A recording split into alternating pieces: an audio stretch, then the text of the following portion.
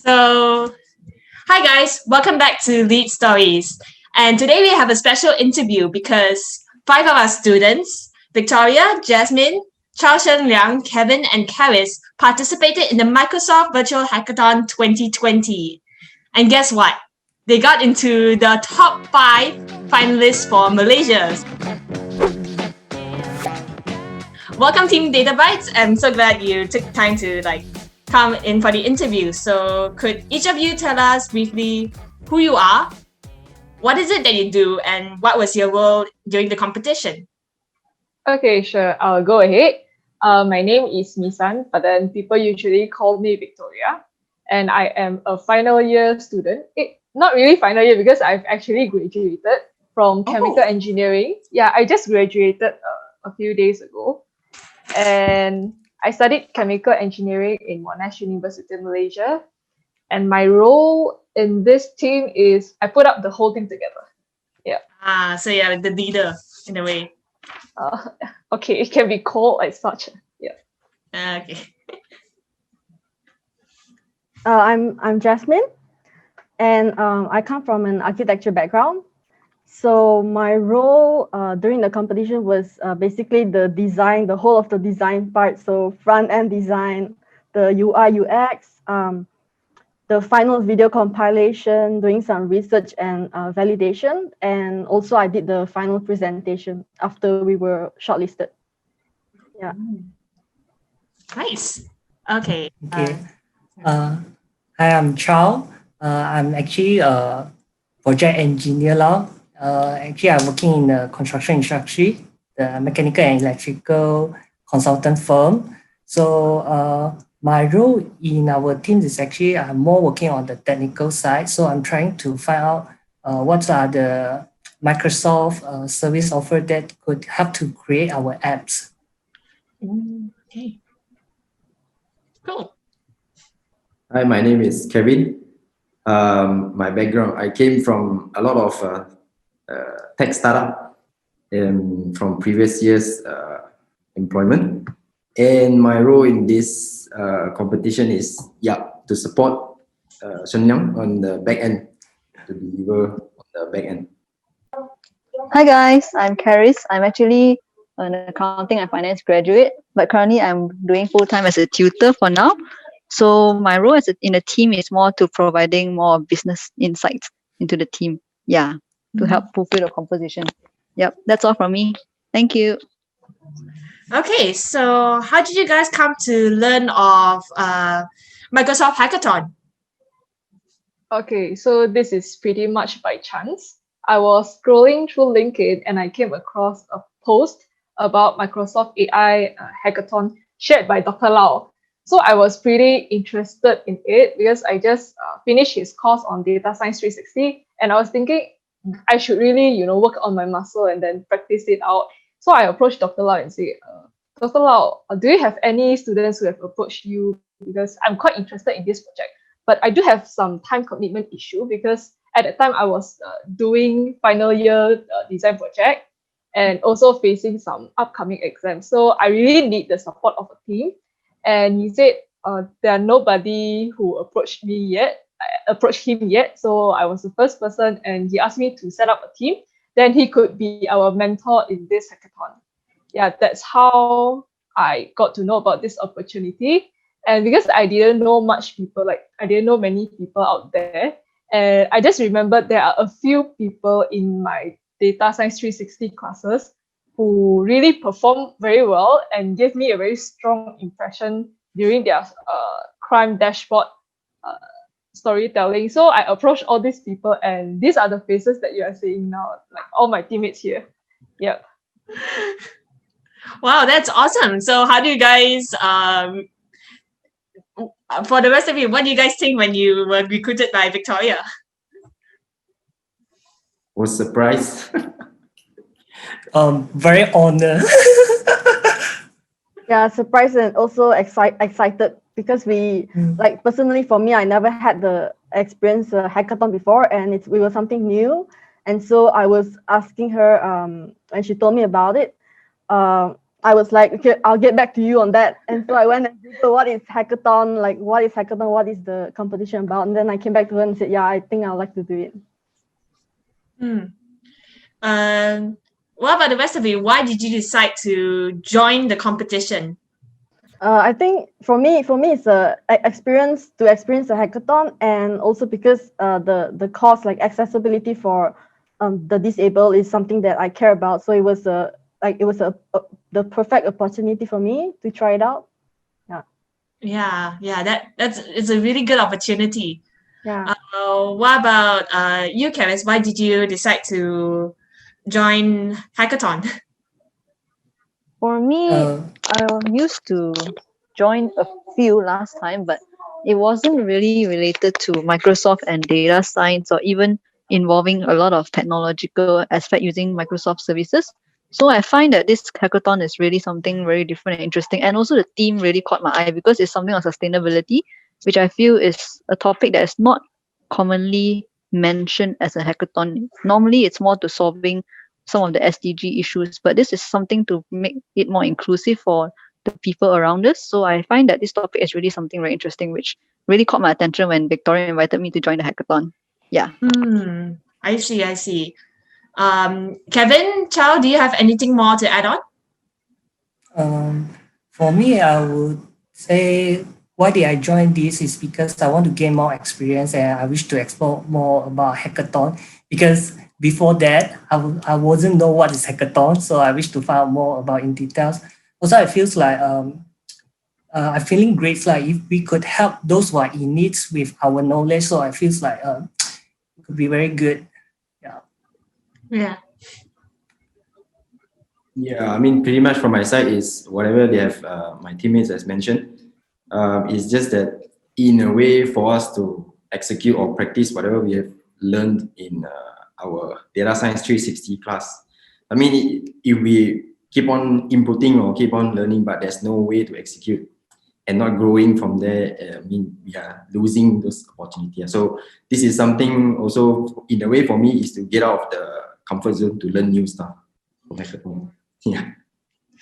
Yeah, that's good. Like, from what I've gathered, you guys are really like, what gathered you guys together was the idea to really make something that would help people in the long run. Is that correct? Yep, that's correct. Yeah, that's really good. So how does that connect with your project? What made you come up with your app Matamata? Actually, first let's explain what Matamata is and what gave you the idea to come up with it. So Matamata is in a nutshell, it's an app we created. We designed. The main point was to we wanted to help the visually impaired. So we wanted it as an image descriptive reader, regardless of any platform that we're on. For example, Instagram or any image-based websites. And at the same time, we also wanted to look at what other issues that we could help with. So based on actually how we got to the idea was that why did we select this particular problem statement was because based on our beginner skills, because we're all kind of new in hackathon and also our background, we're not that into tech. So based on our skill set, we wanted to work with the problem statement on the competition that was easier to handle. So it was to create image descriptions for the visually impaired. So we wanted to create basically the idea was that we wanted to create a seamless reader because we were looking at the market, the existing market, and we found that existing apps on the market are not really that easy to navigate. So that was why we wanted to have a seamless reader that read it regardless of any platform that we're on. So while we were at it, we also looked at other issues that we could help. For example, we started to get in touch with the National Blind Council of Malaysia. So we found that there were issues of, there was a clear lack of understanding from sighted people on the problems of the visually impaired. So through the app, we wanted to address that. And also we wanted to provide a path and direction for people who are newly blind, because that was also another issue that the blind people are facing. Yeah, so how we came about Matamata was, so then I started researching existing apps, and because I was in charge of the design, so I tried to design an app that was user friendly to both visually impaired people and sighted people. So there was this feature called the no vision feature. It was kind of an idea that I came up with because I was spending the whole day using my phone the way a blind person was using it, so on the screen reader, and it was really difficult. But I could see, and it was a terrible feeling because I really felt what they felt, but also I could see. So I was imagining how it would be for somebody who couldn't see. So then I thought that if I was interested in immersing myself into the world of a blind person, then I thought that maybe others would as well. So that was why we thought about that idea. And yeah, so the name just basically means eye, and Matamata means spy, as in figuring out by careful observation. Yeah, so that was basically the idea behind Matamata. Yeah, that sounds really useful for those who who cannot really see, because like when it comes to screens and phones, you really have to rely on your sight to navigate through the apps. So how do you guys feel like starting on this project, since all of you didn't have like a lot of experience? I mean, for first, it's going to be very, very challenging, and there are times that we feel very anxious, as in we know how the idea would go, but the technical part is just a little bit troubling for a lot of us, and we actually spend a lot of time trying to figure out how to configure the back-end part, and then what kind of services to use, and how to put it together.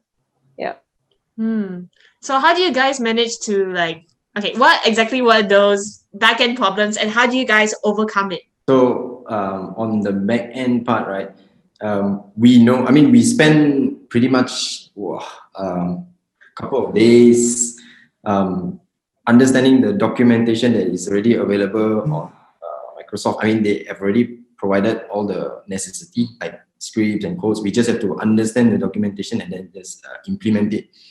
But again, none of us are real like developers or programmers. So in a way, it's challenging. All we learned from class was import numpy as NP and stuff. So those are things that, I mean, of course, from a data point of view, it's very interesting, but this is a whole new level. So for us, to be honest, Shen Liang did explore, and he managed to pull off some codes from the resources that was available.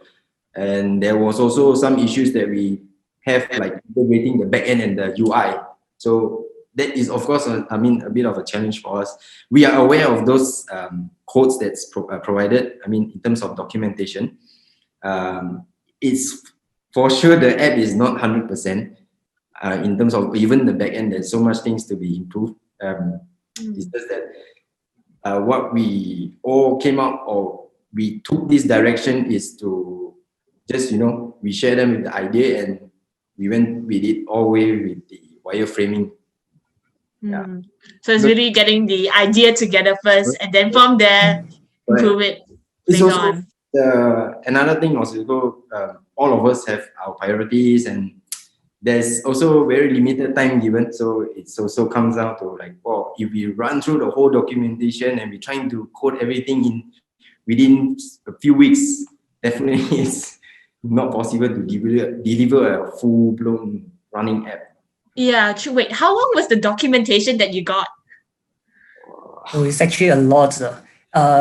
Because they also offer different kinds of AIs too. So it depends on what you want. So you have to select after you go through all of the documentation, you have to select based on what you want. Yeah. How do you figure out what you want then? Let's say they have this computer vision, which they have you to scan the text and then read the text. This is what we're looking for. And also some they will scan the image, some they will scan the video, and they will describe it in wordings. Yeah. So you narrowed it down to your purpose. Yeah, according to what we really need and what what kind of stuff that we want to deliver, what kind of core functions and features that we want to include in our apps. Then we select the Azure services that are applicable to us. Yeah. For example, we don't need to scan the voice and then type in text. We don't need something like that. So we can just skip that part. So we're trying to select what we want to do. Yeah, usually when it comes to like for blind-sighted people, like the voice to text is something that we would first think of. But yeah, it was probably good to leave that out. Wait, when you guys gathered your team together, how many weeks left did you have to submission? Because I know that hackathon, they said you had to submit a project first within a certain time frame. There are a few stages and a few gateways for us in this hackathon. So if I remember correctly, please, for the rest of you, if I don't remember correctly, please correct about it. I think from the time that we formed the team and ready to work to the first submission, it's around 1 week plus a little bit. Is that right? About 1 week. Yeah, that's right. Yeah, and that is That's just right. to submit a mission canvas. So this mission canvas, if you submit it, that means you'll be qualified to the next stage. So they don't really assess what you write in that. And after you submit the mission canvas, then because of there's so many teams that enroll in this, their initial plan was to have, once you get through the mission canvas submission, then you are automatically qualified for the final round. But there are 32 responses, 32 teams that register from Malaysia. 38. Oh, 38. sorry, that's from Malaysia. From Malaysia, we haven't accounted for APAC yet. So that is like really a lot of teams to register. So they just want to have another gate for us and to filter out people who are really competence-wise and idea-wise that could go forward to the final stage. Then from mission canvas submission to the final qualifying stage, I think we have 2 weeks plus a little bit. Yeah, the time is for us to develop the prototype as well as produce a shortlisting video telling them what our app is doing and then how it delivers impact to the community that we have chosen. And after submitting the video, the judge panel would review it and select 5 teams from each country to qualify to the final stage, where you can pitch to people from Microsoft, from the communities that are related in the problem statement, that are related to the problem statements of the country itself. For Malaysia, it's Malaysia Pan Disability, Microsoft, and someone from the Ministry of Sports. Yeah. Ministry of Youth and Sports. Oh. Okay, that's really cool. Wait, Ministry of News and Sports. Okay. Yeah. Youth. I mean, for me, it's kind of unexpected, but okay, cool. Because the main theme for the problems in Malaysia is sports. So that's why they have them on board as panel judge. Yep. Ah, okay, that makes a lot more sense now. Yeah. Yeah. So how did you guys feel when you found out that you were the top 5? The moment that we received the email from someone from Microsoft, I mean, for myself, it's expected a little bit, but still a little bit unexpected because, there are so many teams out there and they're just selecting 5 teams to qualify for the final round. I mean, for a lot of first timers in hackathon here, it's like crazy. It's quite crazy. Well, at least I think about it that way. But then it's not so unexpected is in the sense that all my teammates really put in a lot of effort. We did a lot of work and we have good mentorship from Dr. Lau. So yeah. Yeah. Would anyone like to add on to this?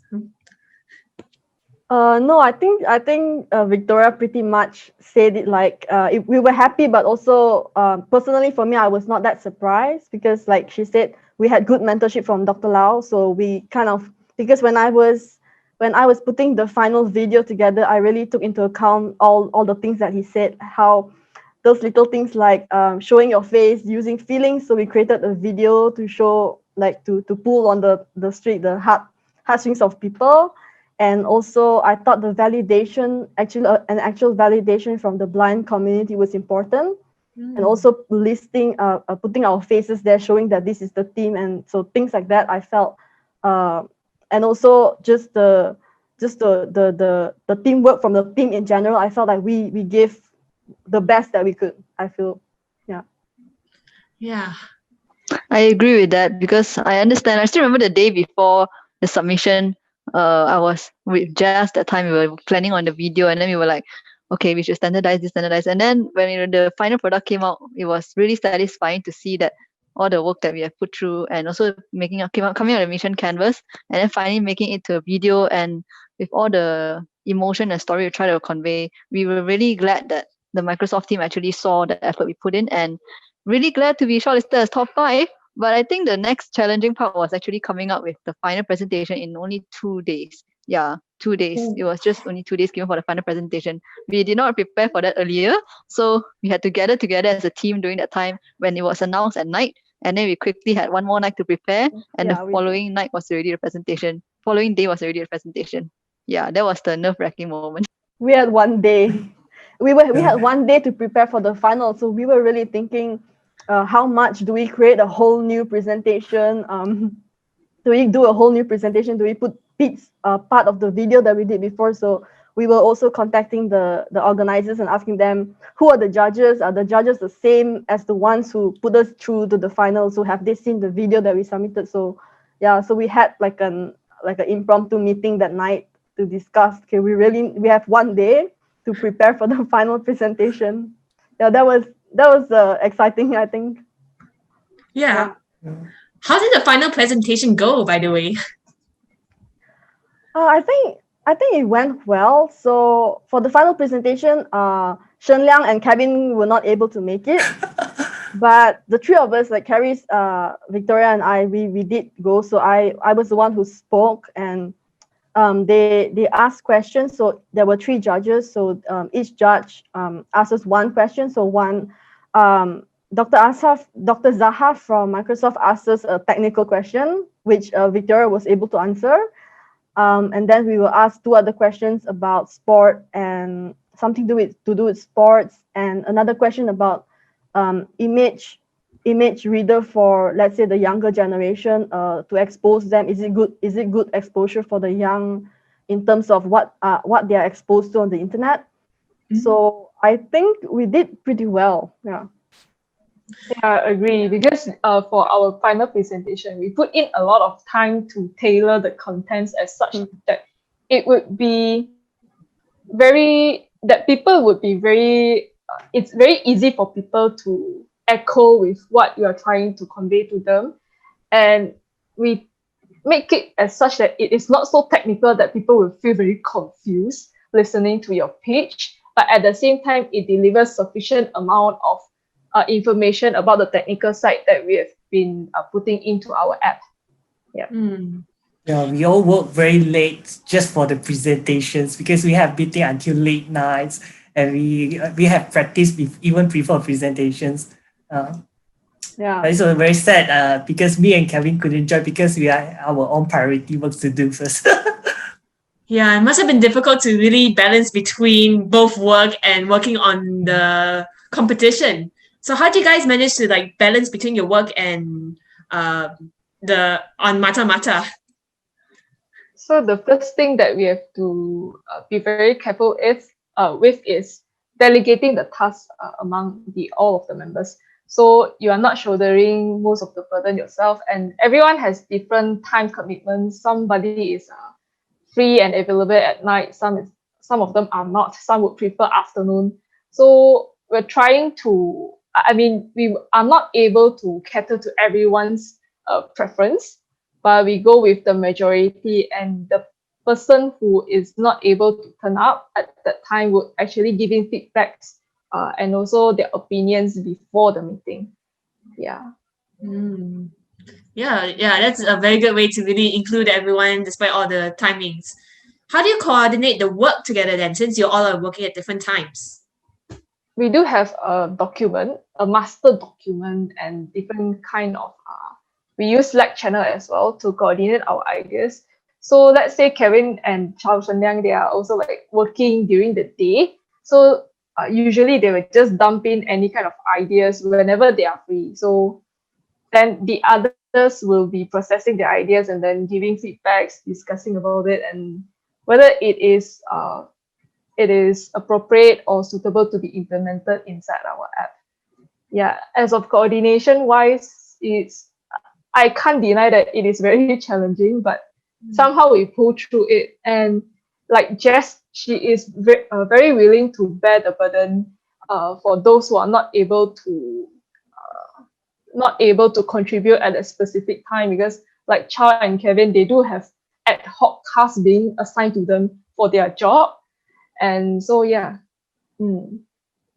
Yeah, and I think I agree that communication is also very important. Like for me, because some of the days where I couldn't make it as well due to my tutoring commitments, especially sometimes at night also, or even daytime, I really appreciate the fact that they really communicate very, very clearly to us about what are the tasks. And then we also always have a working Google Doc where we constantly update each other and communicate there. So I think that's really one of the crucial element in making this team where a lot of us have our full-time jobs also aside from doing this to really make it happen. That's one of the key takeaways that I feel that is very important for the team to continue. Yeah, despite we all have different commitments, different availability, but then everyone stays posted and everyone tries their best to contribute. I mean, that's the best part, because you can't really just tell someone that, oh, you have really to prioritize this hackathon instead of their work. I mean, we really appreciate the effort put in by all of the team members here. Yeah. To make it a success. I mean, they're top 5 finalists. Yeah. Yeah, I would say the main thing is during our after our meeting, right, Jess will write a very detailed minutes and send it to everyone so everyone knows what happening. Even you did not attend the meeting, but you will know what happening because the way she write down the minutes is very detailed. She almost write out every single item that we discussed in the meeting. Yeah, that's how we coordinate amongst ourselves. Yeah, I sense like a very strong unity among all of you guys, and that's probably one of the main reasons why you guys got into the top 5. Okay, so Yes, I agree.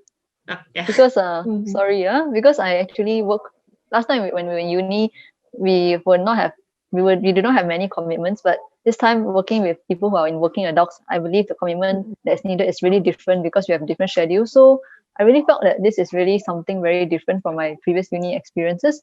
And it's something I really encourage those who are also working as well. If you have a chance to also join hackathon where you can meet people from diverse background. Yeah, that's something I really recommend. Yeah, back to you, Kristen. Yeah, thank you, Charis. That's really good advice. Going to Matamata, what potential do you think the app has for the blind community in Malaysia and in spreading awareness about the challenges that blind people face? Okay, so while we are developing our app solution, we do keep in touch with National Council of Malaysia, and Moses Chu, who is a representative from that, he let us know a lot of behavioral as well as lifestyle and the pain points of those visually impaired community, and what are the things that we could focus on that could help them improve their lifestyle. And I think that Matamata app is a breakthrough, because even though we might think that visually impaired people, they will just stay at home and then they won't do many things. But then from the talk with Moses, I mean, they are not too much different from us. They are very, very similar to us. And a lot of our lifestyle and trends that we catch on, no matter it's social media or digital, they are on it as well. So there are a lot of youngsters who are on phones, and then they do use a lot of social media. And with the features that we include in Matamata app, it is actually opening up some social medias that are not so accessible to them.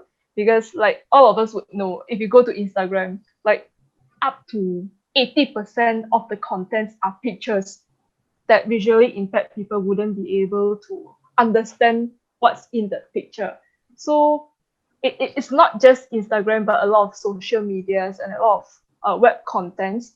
With Matamata app, we are able to let them maximize their experience on digital platforms, so that what they gain are not just speeches translated from the text inside the web page, but they are able to get some idea what are the photos that are entailed in this kind of web pages. So I think it is going to be very impactful and a breakthrough, because essentially, no matter you are sighted or visually impaired, as long as you are a youngster, then you'll catch on with digitalization.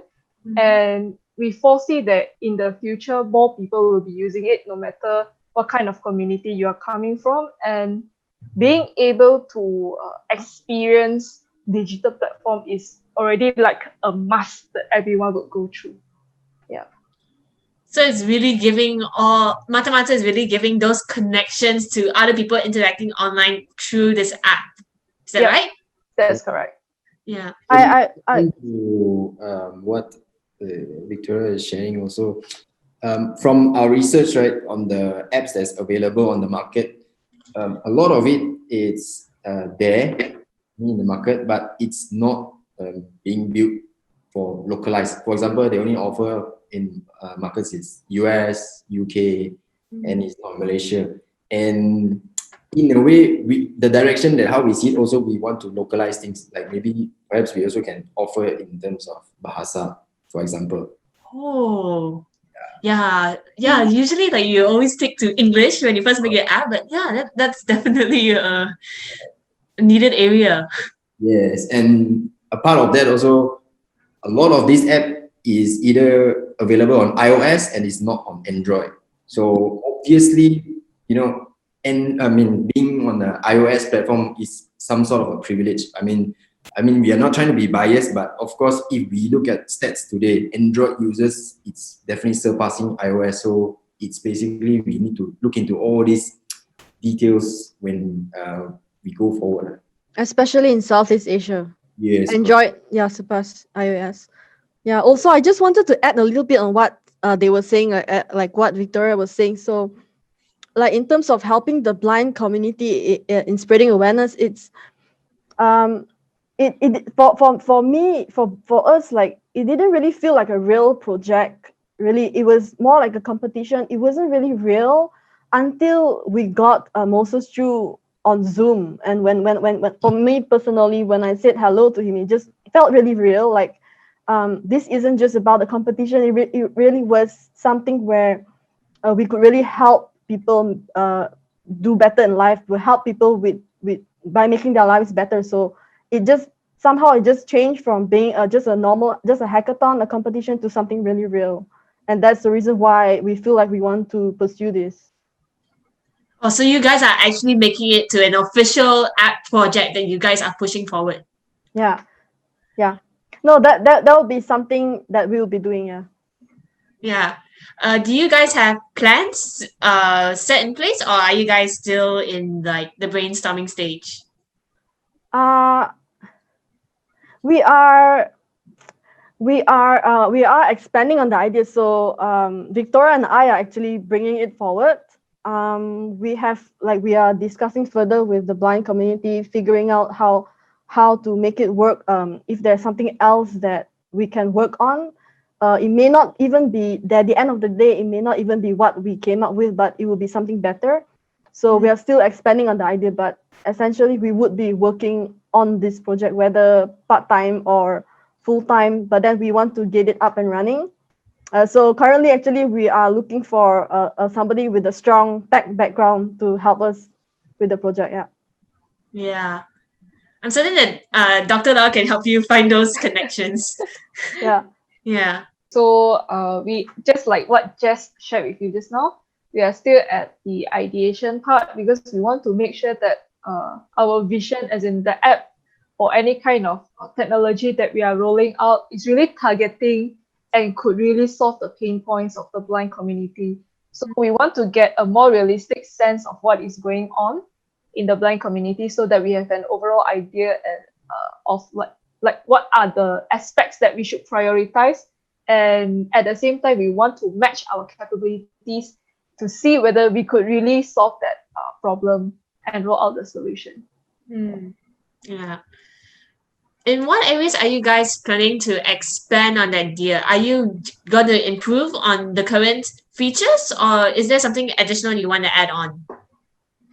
I think it would be, for now, it would be something extra features that we would want to add on, because currently we just got into another conversation with Moses Chu, so we are still looking into the idea of how we can make something better.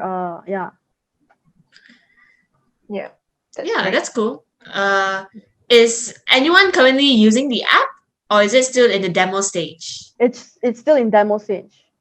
No, Ah, in terms of testing, so Moses himself, he has told us that it's easy for him to get people to help us test it out. Yeah, that's definitely something. So I think we would be definitely be working closely with the blind community in Malaysia.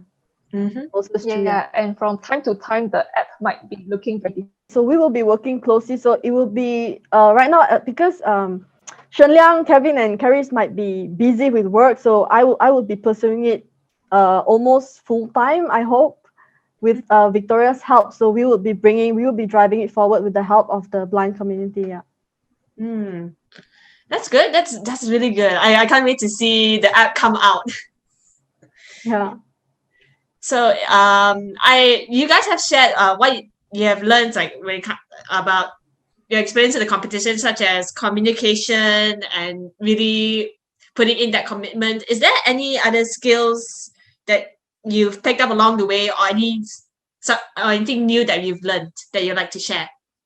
So for myself, I've learned a lot from Dr. Lau in terms of, tailoring your pitch to make it a very connecting one to everyone so that it wouldn't be too technical or too business like, but we're trying to achieve a balance here. And I've learned a lot on the storytelling aspect of the hackathon. And the other thing is through the back end exploration, I learned a few about the cognitive services that Microsoft are providing us with, and which I is going to be implemented and be applied to a lot of apps that could help that could help make the community experience a better lifestyle. Yep. For me, what I learned was basically how to assemble a winning team for future hacks. Also, she mentioned, Victoria mentioned about storytelling. So I felt like the whole process that we went through, Dr. Lau likes to emphasize on storytelling. So I feel like that is a very important thing to take into account when we're doing a proposal, when we're doing a hackathon or something. How do we talk to people? Not the technical part, but more like how do we connect to people? And also I learned some design software skills, some app designing, because I've never done it before. Yeah, so those are skills that I picked up. For me, I think I get to know more about this Microsoft.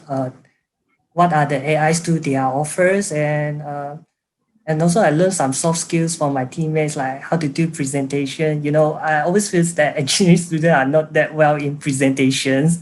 So because as what Vikram mentioned just now, if we present like too technicals, like people couldn't understand it, and as we don't know what's the judge's background about, right?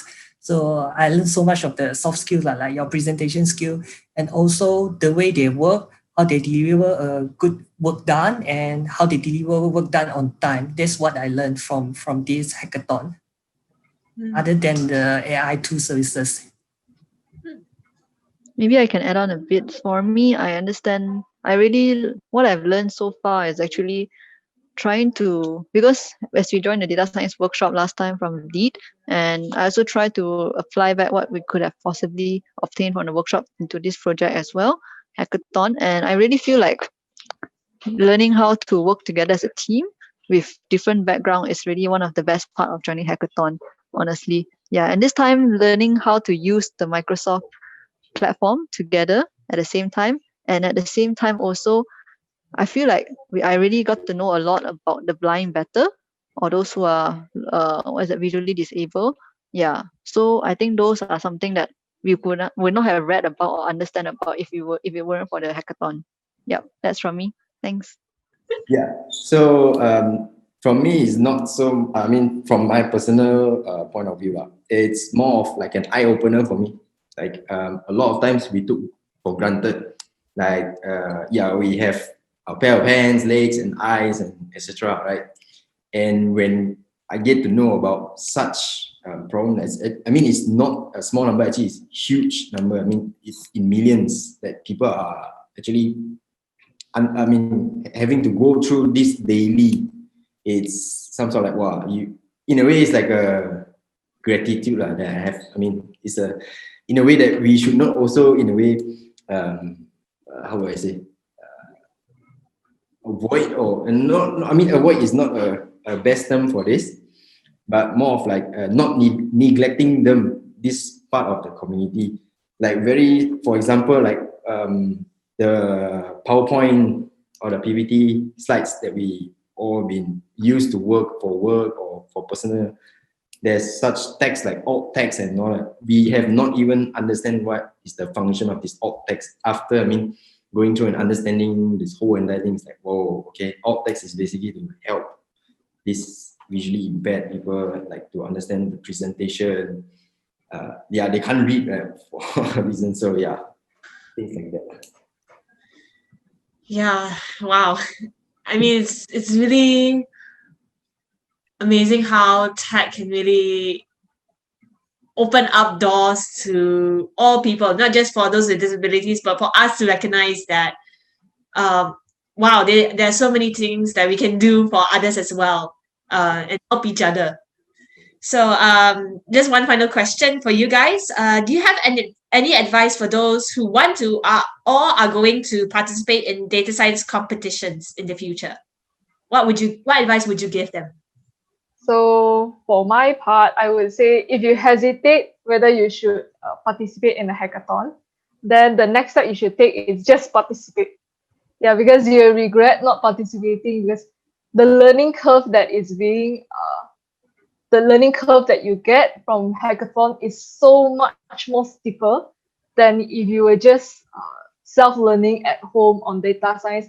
And then it's really a good exposure. Well, for myself, yes, because at that time I was still a student, and I am working with all these very impressive people who are already working, and I do learn a lot from each of them, and it's a really good experience, a very good eye opener where you can get to know people, you can get to know what's happening in a tech and the theme of accessibility, how like how the lifestyle and the behavior of the visually impaired, and most importantly, it makes you a better person, especially for this hackathon, because they are focusing on helping out the disabled community.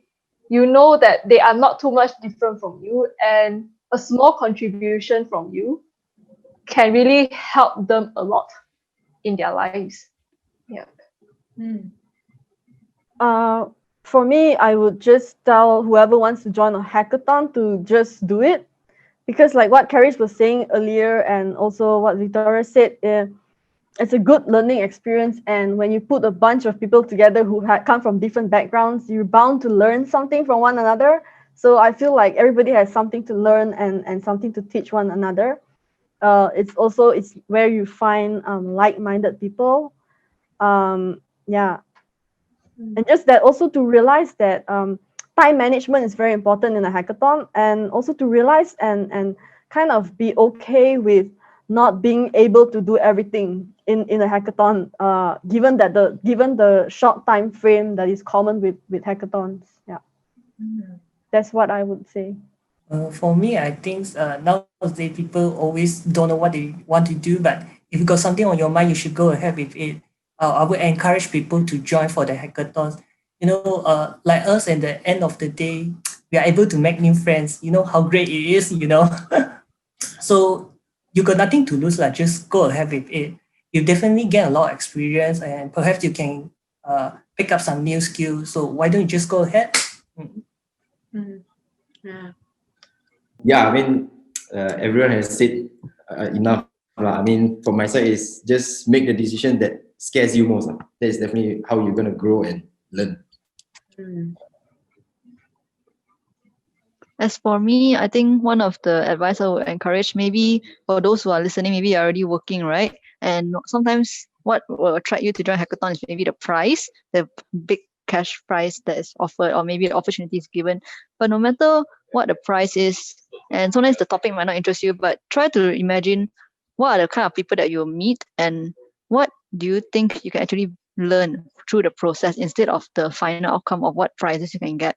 I believe hackathon is really one of the time where you're given a short time to be able to think of ideas, come up with whatever that you have. That is one of the best time where you can actually learn a lot and try to understand yourself better to see what you can come up with in such a short period of time. That's one of the biggest takeaway for hackathon. And no matter how age group you are, just continue to try one and continue joining these so that you can continue to grow and learn from different experiences and the different people that you meet in hackathons. Yeah. So especially for data science, your skills and the ability to generate insights from data is something really valuable that hackathons would definitely want in the team as well. Yeah, that's all from me. Thanks. Yeah, that's all really great advice. And thank you so much, Team Data Bytes, for this interview today. I don't want to take up too much of your time, so really have a great week.